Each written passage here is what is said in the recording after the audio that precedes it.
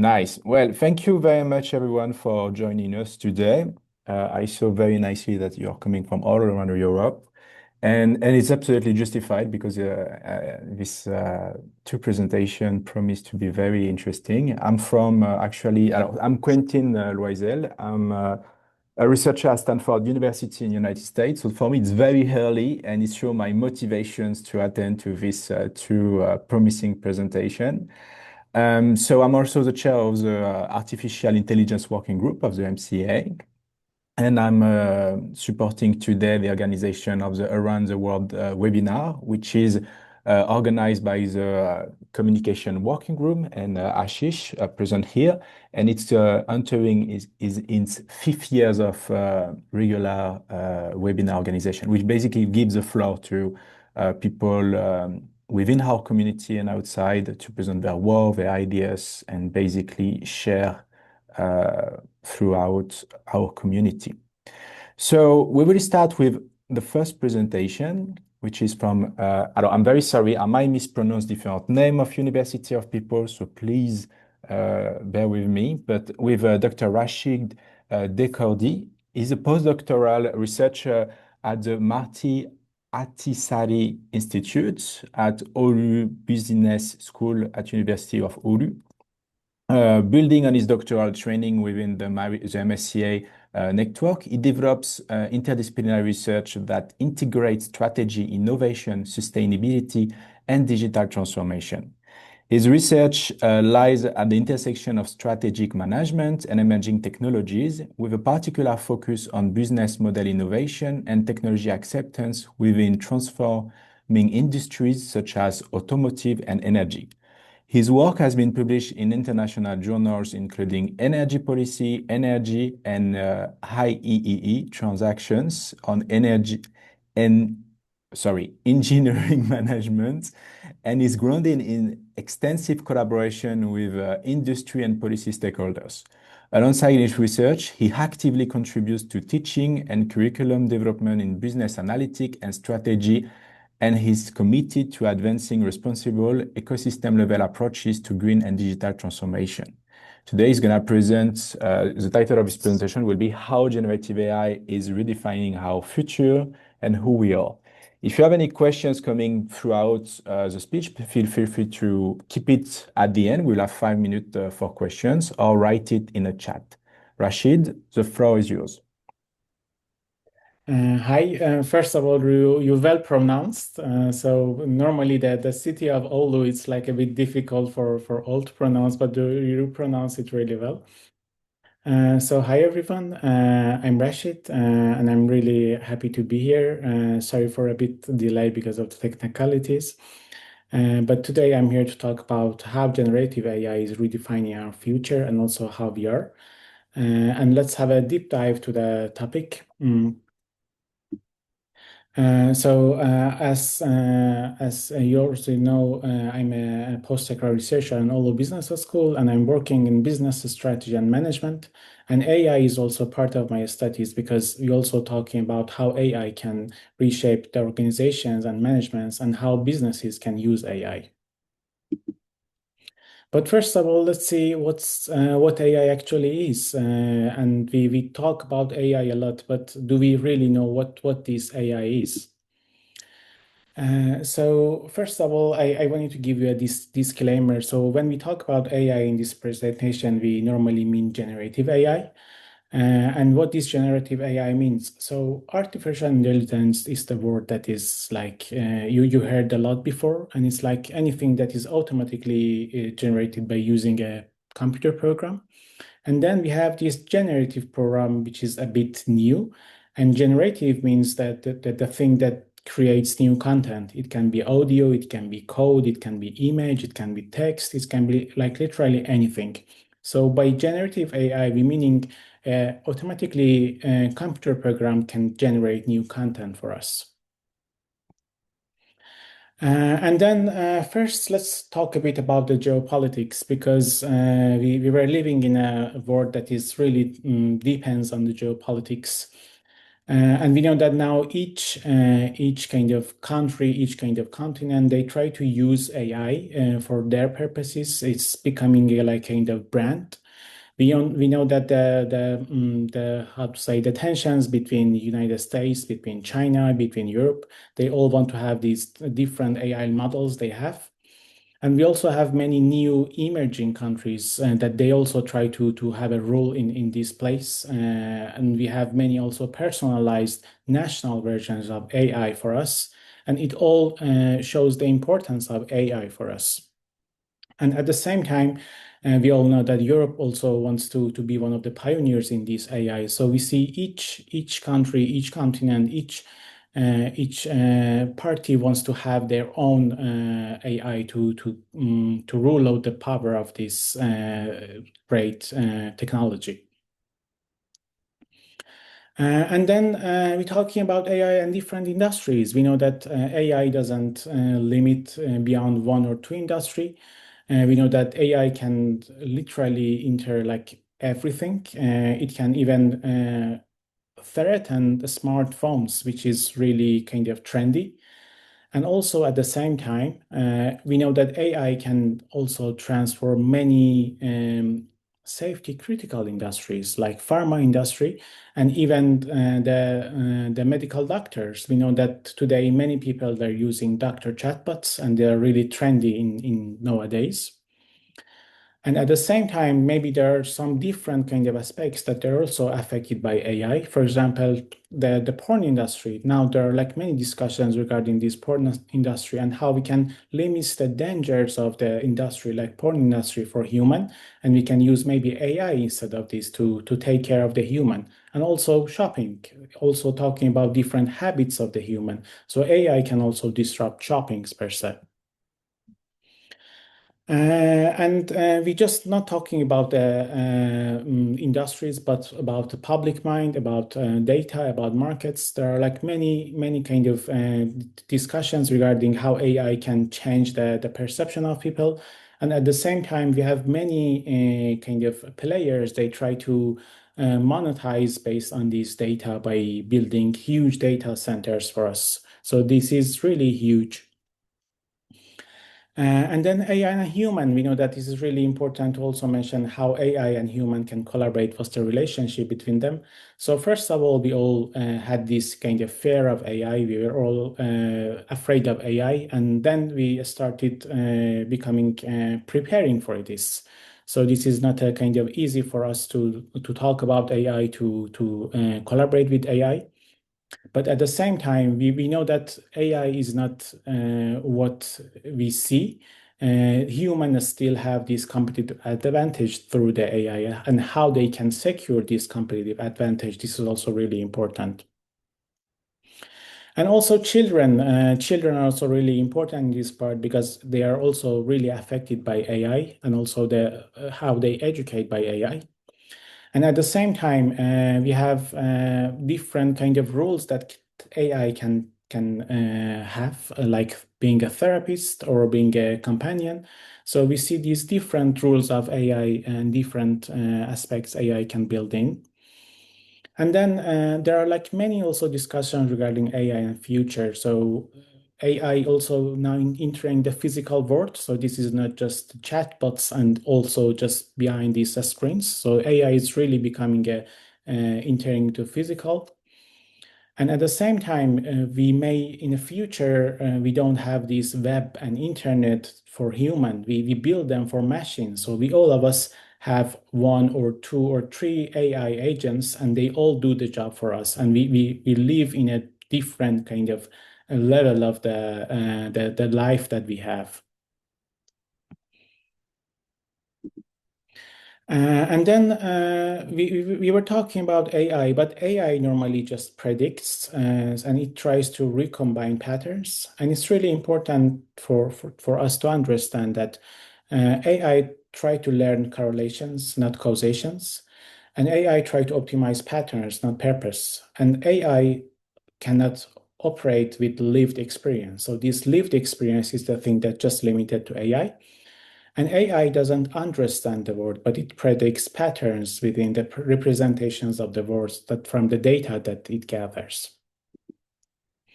And then why this matters for us, why we are joining this meeting, why we're talking about AI, because we understood that AI influences society across multiple levels.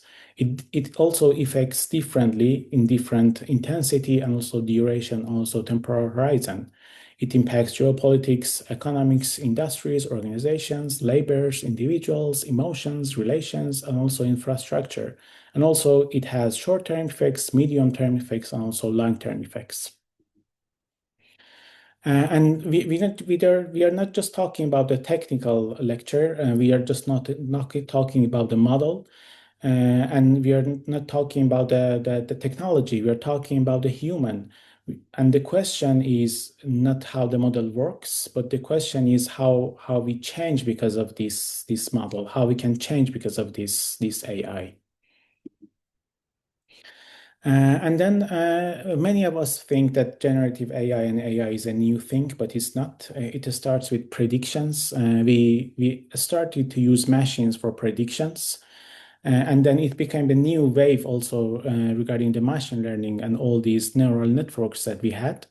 So this is not a kind of new thing, but again, because now AI becomes more into our daily lives, we talking about the AI and human, and how AI and human can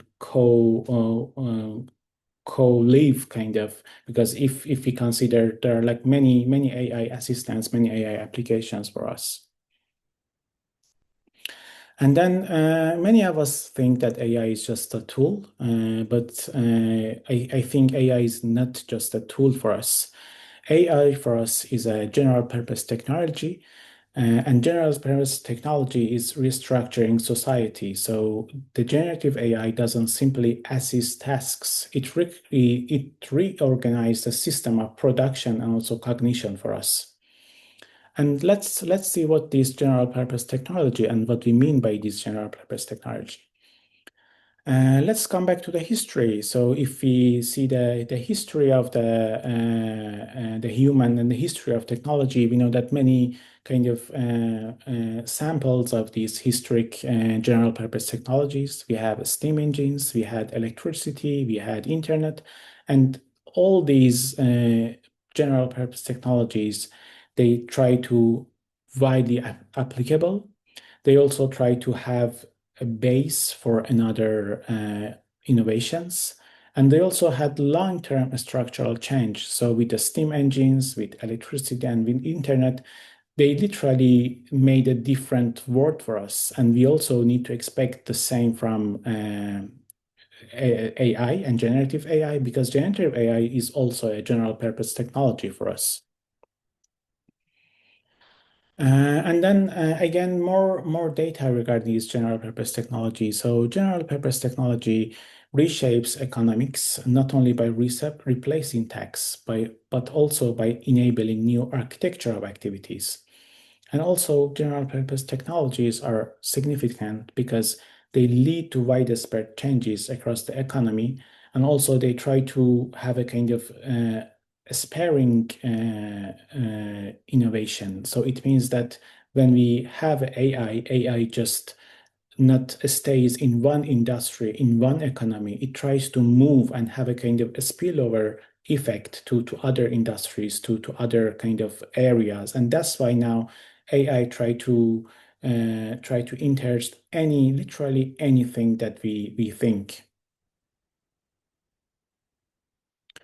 And then what about generative AI as a ChatGPT? So if we want to reorganize our minds again, so generative AI now applies across text, code, image, scientific modeling, drug discovery, education, and literally like anything. So generative AI operates in the medium of human knowledge itself for us. And it's really important to think about the AI and how AI can affect and change and reshape our world and our future.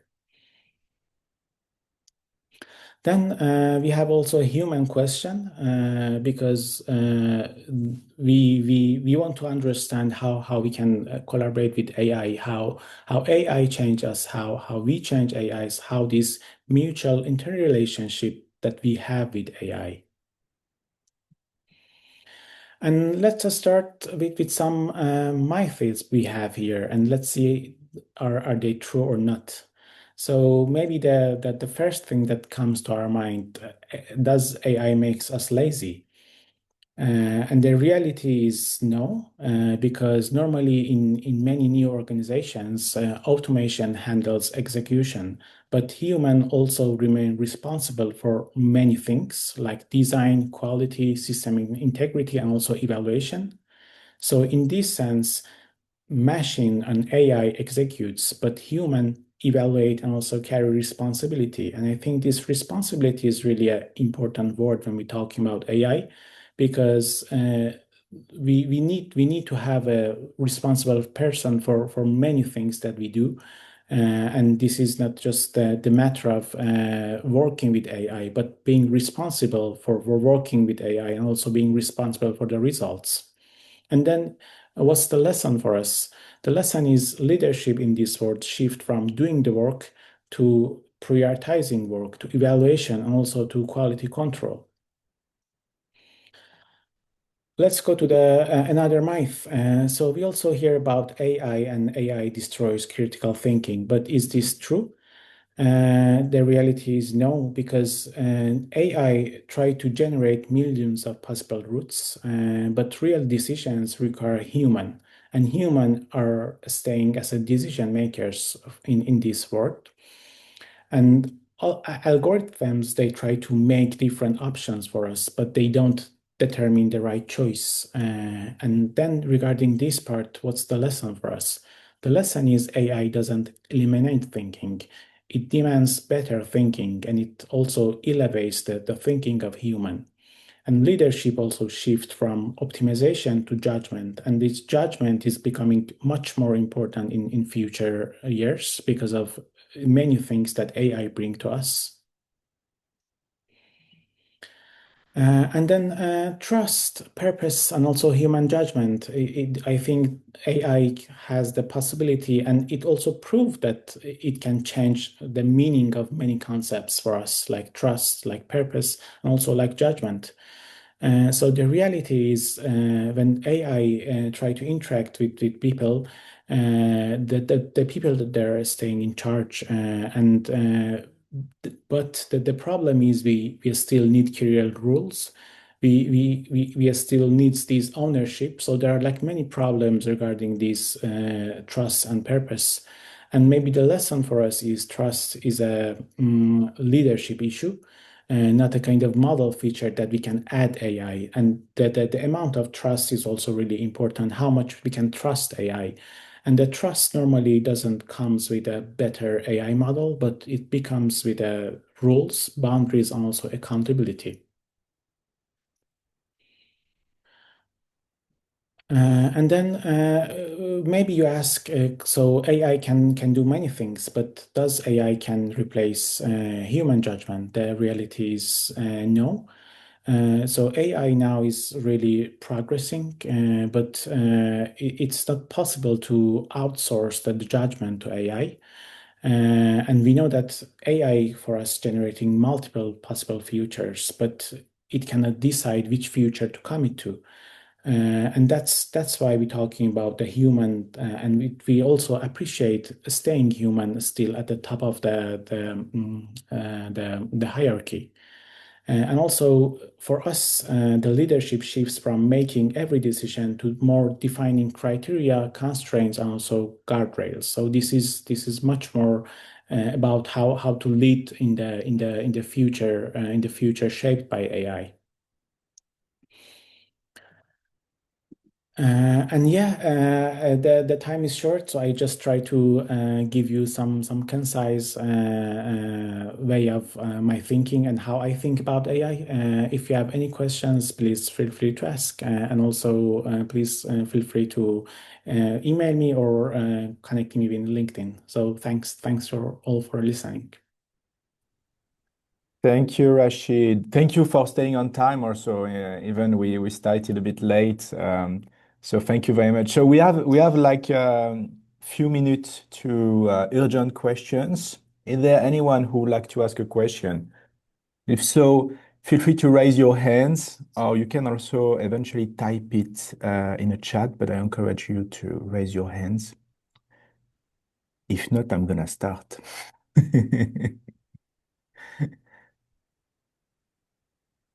All right, I can start while people are thinking. So thank you again for the presentation. I mean, I think you highlighted like most of the broad spectrum of the situation. I'm also working a lot on this question from the point of view of cognitive science, and it's changing everything. And I was like, okay, I need to focus on something because I will never survive. So I dedicate my time to the scientific system, which is still a big piece. So one of my question is like you pictures basically a broad evolution of the whole society's different layers, how cognitive aspect, and also on the other side we have this very practical tool that we basically yell people like, oh, it's so accessible. If you don't use it, you're gonna basically be replaced. So we feel that we need to react to it more than actually invest it. Do you have actually practical advice for people who are a bit lost facing this situation where, oh, I need to use it, but I don't know how? Is there a way that they could actually invest purposely this new technology? Yeah, it's really good question. I remember one of my colleagues recently shared with me a picture of the old newspaper, and there were like many math teachers, and they tried to demonstrate in the streets because of the calculator. So at that time, calculator was really kind of huge thing. So the math teachers, they are the ones that came to demonstrate. But Mhm. now it's like impossible for us to don't use calculators, and even now in this situation. So I think that the most important thing for us is we need to learn, we need to react. You may say that, yeah, I think I'm okay. I just don't want to even be close to these kind of things. But I think that the future is not belongs to the ones that they use it, but just the future belongs to the ones that can see how this change the world, how the future will be with this. Because you see, with each of these general purpose technologies, we had a different world, and in this different world, the human, the actors, the money, they all become different. So that's why I think let's keep these eyes as a kind of as big as possible. So let's think about the system and how AI can change the entire system, and which future will be living in maybe next 5, 10 years. Oh, nice. Okay. Thank you, Rashid. Alors, I see some other question in the chat. I will invite you, maybe, Rashid, if you want to just answer them, or if we can do at the end. I just don't want to mess up with the time, which is my tendency to speak too long and, and have too long discussions. So I will leave. I want to give the floor to Francesca now. So to introduce Dr. Francesca Larosa is again pronunciation. My apologize. Is a Marie Curie Fellow at voilà, alors KTH, the Royal Institute of Technology in Stockholm, Sweden. Her project Libra identifies and assesses the climate's benefits and cost of AI investments. She's also an affiliated researcher at Euro-Mediterranean Center on Climate Change, CMCC, in Venice, Italy, and one of the 17 selected members of the steering committee of the UN ITU AI for Good Impact Initiative. Economist by background, Francesca holds a PhD in climate change science and management from Force Charlie University and postdoc at University College London, where she worked on low carbon investment and finance for the green transition. Francesca worked for international organizations, FAO and CIAT in Europe, Africa, Latin America. Her work has been appeared on The Guardian, Bloomberg, and Sky News, among others. And in 2022, she was recognized by the Financial Times as one of the 50 rising stars in ESG by the Financial Times. Oh, yes. So yeah, a presentation which appearing on the screen, the material cloud, charting the health-hungry profile of AI. Francesca, when you're ready. Yes, now I should know. You mute yourself. I mute myself. That's Now, great. now we hear you. No matter how much you can work in AI, you will always have the same problem. So, yeah, regarding all the presentation, the most important aspect that I want to highlight is actually that I am an economist by background. And I think it's important in the context of this presentation because I do all the PhD in climate sciences, but I think that the great majority of some of the things that we're going to see are actually very much informed by economic sciences in the first place. So a bit of advertisement, the Material Cloud is also the name of a movie festival that I'm organizing here in Stockholm as part of my Marie Curie dissemination activities, which is happening between March and April. So if you're around, just drop me a line or reach out and I will be happy to share the details. Okay. Let's say that the most important stuff that is happening right now, to my understanding, in the AI debate is actually the hype and the non-hype around the debate itself. And when it comes to the sustainability or the environmental profile of AI, the polarized debates is the norm. And the last very polarized viewpoint that happened on stage in the Indian AI Impact Summit was precisely by Sam Altman, who said that, yeah, it's true that the energy profile of AI is quite important. He actually shared that not per query, but actually in total. Very, again, we could discuss about that half an hour, but water consumption is totally fake. Like it used to be true. I'm quoting here. It used to be true. This is completely fake, no connection to reality. And after all, if you really think about it, to train a human is very energy intensive as well, especially if you consider all the food that you eat during the time before you get smart, which according to him, it takes more or less 20 years. It's an interesting viewpoint. I think it's something that really gave us something to reflect upon, but it's false. So in this presentation, I'm going to try somehow to present some of the things that are really showing why are these research topics very, very important, but also encourage everyone to have a much kind of scientific, again, perspective rather than ideological one, which I echoed some of the things that my colleagues said before. So we're going to look first at why the cloud is material. Second is what can be measured and what cannot be measured and what do we need to measure. And then we're also asking what for, because if we're developing AI in order to support clinical research, biodiversity conservation, climate sciences, protein discovering, even scientific discoveries, that's something we can really talk and tolerate. But if instead we are somehow developing algorithms to have fake news around, then the impact on the environment will be completely unjustified and even magnified, as we will see. So my project is really Libra because in Latin it means balance scale, but it also means something. It's leverage artificial intelligence trade-offs. And on one hand, I try to compute the environmental cost, and on the other, I try to compute the environmental benefits. Lots of problems along the way, to be fair. But I start with a database of investments in AI. So the ultimate goal is to translate dollars into actual environmental impact. And if we look inside the AI growth, we cannot be surprised by why the idea came to me, because it's an impressive growth in terms of course, computing power, but also in terms of power that is needed to train the training of the models that are out there. And here I put data from Epoch AI, which is actually very, very useful for us because it really give constant updates about the growth of the industry, even though the image that is kind of portraying is very partial, but they're very transparent in saying it.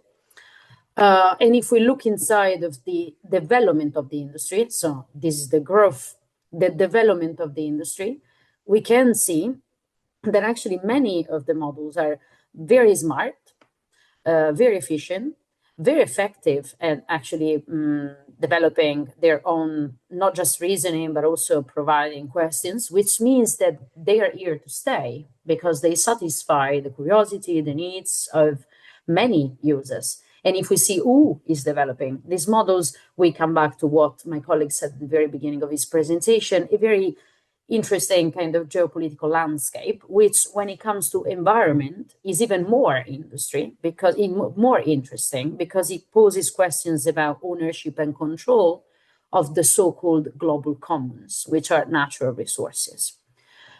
Of course, I had many debates with colleagues about the reasons why we have such an impressive development and growth, because it's true that on one hand, the algorithm process, so the infrastructure, the architecture, they're designed from an algorithm point of view. So for example, the transformers as an architecture are incredibly efficient. And so they really scaled up the possibility of AI models to actually work tailoring to our needs. But it's true that estimates actually provide evidence that the compute scaling is what really makes a difference. And with colleagues, we published this archive paper very recently. We try also to show that in presence of the reasoning models, so the ones that are not bounded anymore by the data as they used to be these days, we don't have any bounded effect. And so the consumption of these reasoning models is actually not possible to estimate, but definitely not small. The compute happen in the so-called data centers. And it's the core of the debate that you're hearing all the time. The energy requirement of data centers. And you can really appreciate that here we're talking about massive scaling. We do need data center to perform very fast and very efficient computations across virtually every industry of our economy. In some countries, we will have to compute them at massive scale, like say the US, where the AI development is actually leading. In some other countries, we're talking very modest kind of increase in computation, but still significant. I speak from Sweden, where every other day there is a discussion about new data centers like placed in the north for cooling reasons and in places that are kind of connected to the grid, but not so close to communities to avoid clashes that can be there. We need data centers to experiment, which is a very important component of AI, because actually the great majority of energy and resources are used in the experimental phase, because you need to test if things are actually working or not. We need data centers to train, and we also need data centers to do inference, so to deploy AI. Epoch AI is very transparent in saying that this database actually covers only 15% of AI compute delivered, which means that still the picture that is somehow out there is far from being complete. And with colleagues of mine, we tried to develop this big assessment of where are actually the AI environmental impacts coming from. So we know that the AI industry wasn't born down under a stone. So it's the product of a mass innovation that starts way earlier. And if we question what are we really talking about when we talk about environmental impacts, I think is a very important question, because there are things that we find in this massive assessment that we actually are not considered very relevant these days, but it will be way more.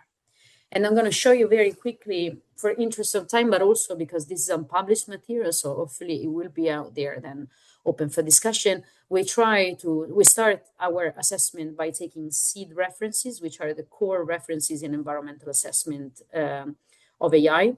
And then we snowball, thanks to these seed sample, by actually querying an AI to give us all the related papers published in peer review and published in archive format that speak about the environmental impacts. And so what we build is an historiograph. So we are capable of understanding where are the environmental impacts coming from and referring them to the different resources that we're looking at. And we see that when it comes to motor topics, niche areas, emerging topics, and basic themes, The niche areas, which are actually the most important stuff, are precisely related to some of the things that my colleague was talking about before. So how do we include AI inside manufacturing, so physical AI, and what is going to be the impact of the physical AI on the environment? Are we actually going to increase efficiency, or are we going to increase production, so rebounding production and consumption throughout the economy? And if we rebound, is it for a positive reason to the environment, or is it just going to be an extra pressure on the environment? But also we're talking very much about how to increment like efficiency at computing scale. So designing, for example, new infrastructure, they're not the transformer ones, so they're actually more mindful on the environment, or how to cluster architecture, how to parallelize computing, how to prioritize a certain task in different time of the day or the year, for example, trying to be very much mindful of the environment throughout. And if we look at where are the environmental impacts coming from when it comes to the actual literature, we're capable of understanding who was talking about what in what time. And again, not everything that you will see here is called himself AI. We're talking about the roots of AI, starting in terms of computing, in terms of hardware, in terms of ICT sector in general. And we see that the AI footprint, the climate footprint, builds on broader digitalization umbrella, and somehow stabilized in a very early 2000s around this idea of energy consumption needs, and later into data centers, e-materials, e-wasted, and sustainable development. Why is it important? Because our research shows that research in this topic is kind of clusterized in three major clusters: artificial intelligence algorithm progress, which means that lots of computer scientists have a lot to contribute to here; energy consumption, which means energy modelers, energy economists, which means energy engineering; and third, the carbon emission estimation, which require one thing and one thing only: disclosure. So without the cooperation of the industry, there's very little that we can do beyond assessing or educatingly guessing what the industry is actually doing. Interestingly enough, as a community, we're building many of new methods and new tools to quantify the carbon and energy and material footprint of AI. And so we're creating new models and new tools to assess existing models and existing tools. And most of these models and new tools actually don't quantify their own carbon impact. So it's something that we as a research community should definitely think about, start doing. I think I hear very much about environmental impacts all the time of AI, but then I realize that I kind of live in a sort of bubble. And so I think in the interest of this conversation, it's still very relevant to actually have a very clear distinction. So on one hand, we have the circle that you see here as A, direct environmental impact. So we're talking about the infrastructure, the embodied operational emissions, direct resource use of data centers, cables, networks, transmission networks, and the grid. This is a picture coming from a fantastic paper published in Nature Climate Change in 2022 with some of the most relevant authors in this field. So I really encourage you to take a look at that. Beyond the physical infrastructure, so again, data center, cables, the computing resources that we need, we have the application effects, which is the circle B. Those are sort of all the emissions that are coming from AI applied within the sectors. So we're talking about AI applied in the building sector. How is the AI supporting building sector? We're talking about AI applied to energy management, power system, forestry conservation, agriculture, transportation. So within the sector, the most complicated point, which is also one of the most relevant and has been focus of my effort for a while, is number C, which is the systemic effect. So once AI is deployed within and across the industry, how is that changing the labor market, the consumer behavior, the way we communicate, the way we commute, the way we socialize, and how are these things going to impact on our environment in local terms and the environment beyond us? So not the local terms. So you understand and you can appreciate that at the end of the day, the difficult part of assessment here is letter C, even though letter A and letter B require very, very specific data. Infrastructure. When we look at the energy, only the energy projections, so energy consumptions of AI data service in the United States, which is the leading country at the moment, we have, let's go to figure E, so the bottom left hand side, we have projections by 2030 of lowest kind of lowest range of 147 terawatt. And here I put a table for comparison. It's basically the consumption higher than the consumption in hydropower of Norway. So we're not talking about something that is negligible, left free to actually go around without any reflection upon it. And that's why when it comes to estimate, we need to kind of validate if these assessments, which are nothing but simulations, are actually going to be matched with reality or not. And to do so, we have only to kind of force or encourage, in my case, I would say force the industry to disclose the data that they have. Compute happen not everywhere, which is important because the biggest effects that we're going to observe from a climate point of view are global. Climate doesn't know any boundary, any limit, any border. So once you emit here, the emissions are going to contribute to the global temperature increase.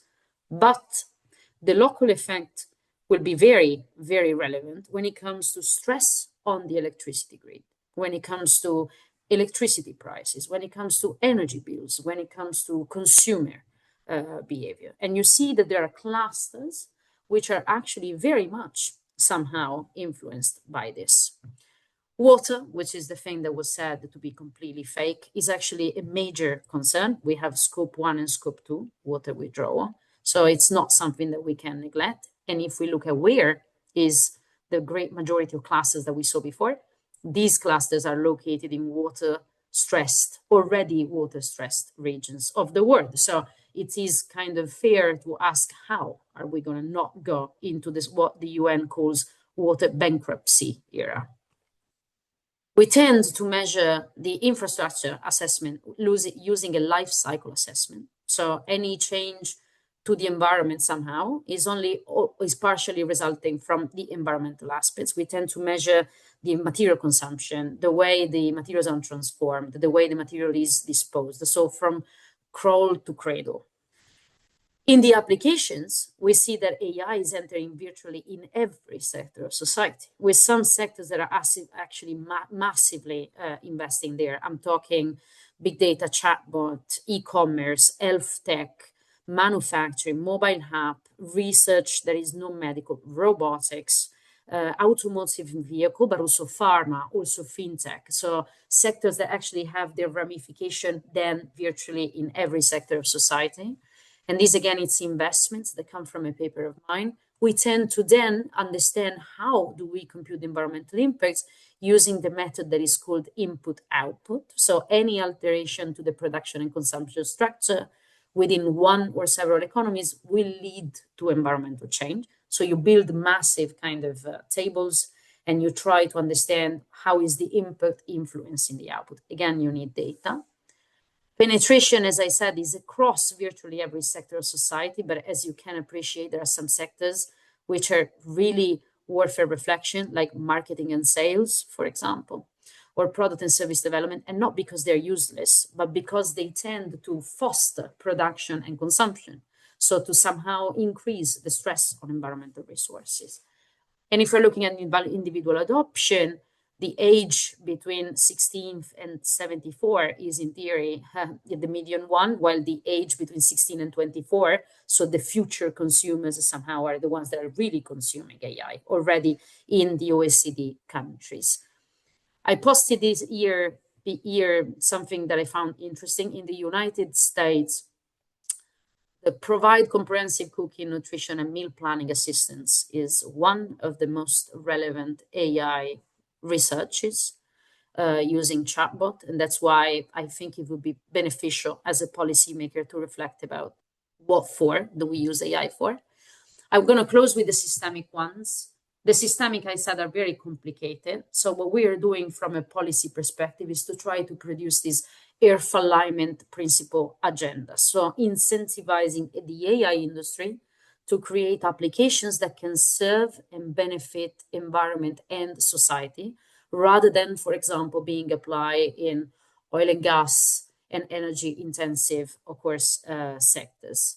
What we can do when we measure it is how key influential variables in the economy change country level emissions. And in this way, we can really check whether innovation, digitalization, so digital innovation supported or not the environmental footprint on countries. I'm going to close with this only because I think because we're I'm talking to an audience of very smart people. When it comes to everything you're doing in your job, virtually every research that you are having will fall within this taxonomy that is mapping the AI risks to the energy and climate related risks. It means that no one is somehow free from thinking about the environmental impacts of his own or her own research. Drop me a line if you want to. I'm going to stop here. Thank you. Thank you very much, Francesca. I was actually writing down the title of the paper of your last slide. I'm going to post it here. I can post it here. Thank you. Okay. Yeah, I mean, I'm very excited because I'm very happy there is a researcher working on this urgent topic. I think I tried to explore a bit more this question, and I was facing the absence of clear data, like broad estimation, and so I'm very glad to see like there is actually some evidences coming and that we can use. Also because related for the system of research, there's this weird dynamic where we try to improve the energy efficiency and how we use resources for research with the Green Charter, for example, at the European Commission. And then arrive this technology and we need to forget everything we learned and just use it fast because there is this competition. Yeah. And then kind of the dissonance cognitive that we face for basically environment and climate change. And so yeah, I try to see like, okay, we are actually going backward on this question of using resources. So again, thousands of questions, but I will leave anybody in the chat or in the audience first who want maybe to start with a question. And same for Rashid. Feel free to raise your hand or to just post it in the chat. And I actually opened the link, so I lost you guys. I reopened my window. I do have actually a question for Rashid, if I can, but I'm not sure if I can. Yes, sure, Yeah. go on. Yeah, sure. Sorry, I've been very interested in understanding in what way can sustainable business models support sustainable AI, because at this moment, many of the AI applications are very platform based and they kind of need you to click more, to interact more, to kind of deal with the AI interface more. And that's not necessarily positive for the environment. But maybe there are business model innovations that can support the sustainable AI. And I wonder if you have ever met them. Yeah, this is really interesting because normally when we talk about sustainable business model innovation, many companies they try to react in a way that we always prioritize profitability rather than being sustainable. But at the same time, I think when we using AI, we need to also be aware and conscious of these value chains.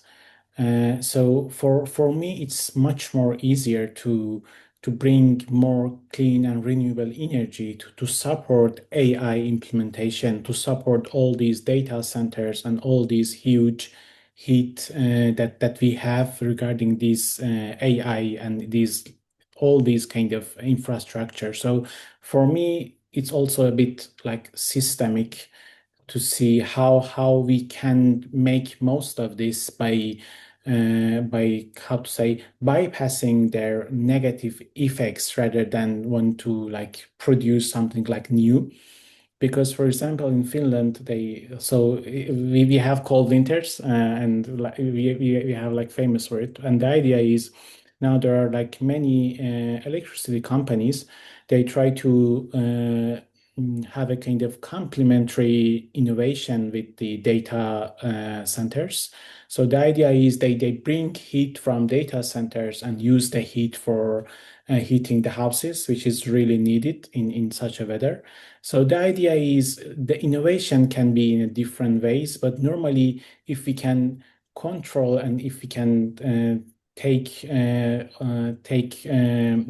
of authority of the energy and all these infrastructure, is much more beneficial at the end for the earth, because I think this is much more easier than some how to say individual and some kind of behavior analysis we do. But this is also the way that you're also expert. So please let me know, what do you think? Do you want to reply, Francesca? Well, I think I can send you an email, but I think it's a very important topic. To be fair, like to incentivize like a way better business model than this one, that the platform based. But we don't seem to get the point that we need to write a paper. But we may do, Rashid. Yeah, So yeah. Why not? We are here for this. This is one of the purposes. But why you never not? know. Yeah. Yeah, I think like since AI is impacting so many different aspects, there is so many new questions and problems we need to tackle. The question is where we start and how we do it. Yeah. And it's quite exciting and at the same time a bit overwhelming. So I'm gonna read the question from Juan Luis in the chat. Thank you very much, Francesca. From my side, how do you think more distributed AI will affect sustainability and carbon footprint? As in, if we put smaller AI model on the user's devices, do you think that it will positively or negatively impact the carbon footprint? Yes, I'm gonna post here in the chat a relevant paper about this, which is by a researcher at Hugging Face, Sasha Lucioni. She's the one that actually managed to somehow compute the carbon emissions at model level, even though with a lot of challenges, of course. The question, though, is very well framed because smaller models are now shown to actually outperform for very specific tasks, especially if they're context relevant models. Say a sustainable development goals related model outperforms bigger, enormous foundation models on many different things because they have a very nuanced understanding and appreciation of many different points. So there's no reason why you should necessarily go for a big foundation models where you have a small model that is very specific for your task available. It's also true that the kind of updates of the big models, say Quen, for example, are outperforming their old ancestors. So, in my understanding, it would be very beneficial to actually remove the ancestors from the available libraries, and not because you put them to rest. You kind of decommission them, as we do it with factories, because it's enough that one couple of people use them, still they kind of show their relevance, while you may want to prove the value in the smaller models. Point is, imagine that we increase the amount of users exponentially. We do have the problem of the C, the rebound effect that is still up there. At the moment, Microsoft estimated that 1.2 billion people are AI users as 2025. People with access to some sort of relevant digital skills in the world are 5 billion. So we still have quite an improvement in terms of AI adoption. And if you think about significant countries, like significance in terms of population growth, so by 2050, 1 out of 10 people in the world will be Nigerian, for example. So you need to focus on countries with a huge, like a demographic kind of expansion. Then the AI adoption is potentially massive and again, exponential. So the only solution there from a policy point of view, because then at the end of the day, we need to ask ourselves, so what? Okay. Once we understand that some things work, like smaller models, for example, outperforming bigger model, we need to steer policies and incentives in such a way nobody wants to move to a big model anyway from the development point of view. There's no benefit from an economic point of view. The debate that I see now is just bigger is better, race as if there's no tomorrow. We need to get them first. And once we get them, once we get to AGI, we are going to be the superpower of the world. The point is that as an economist, I'm not sure I do see then in the real economy realized what the financial markets are pricing right now. Mm-hmm. So that scares me a lot. So yes, my advice, my understanding is that more distributed AI is the future, because it also empowers people and communities from building their own sovereign models, and they can also play with the resources they endow without being slaves to this process of this racing somehow. Nice. Thank you very much. I mean, I have more questions, but we are at already 3 minutes past the time, so I will send you an email. And so, yeah, if there is any question for any of the speakers, feel free to contact them directly. I think they will be happy to get in touch. It was a real pleasure to hear from. I'm happy I woke up that early this morning to join you today, and I learned many things, and I took a lot of notes, and I will basically keep in touch. Thank you for everybody also for joining us today. I hope you also enjoyed this time, and you will have the recording available after. And we hope to see you to our next webinars. Thank you very much. Thank you. Thank you. Have a great night or day.